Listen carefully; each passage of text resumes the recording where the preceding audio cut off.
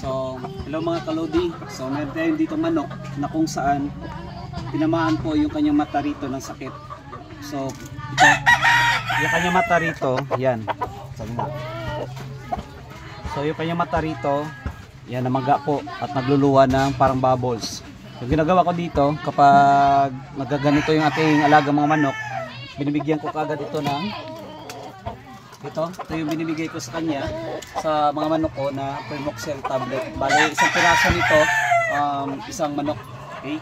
So, kapag ganito na kagad makalodi yung manok natin, situation natin habang di pa malala yung kanyang bukol sa kanyang mata, binibigyan ko agad ng Permoxil. Okay?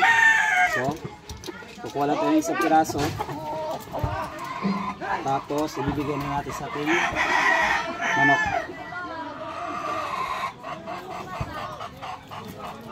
So, yan. So, ganun lang ako maggamot mga kalodi sa ating mga alagang panabong na manok dito. Okay?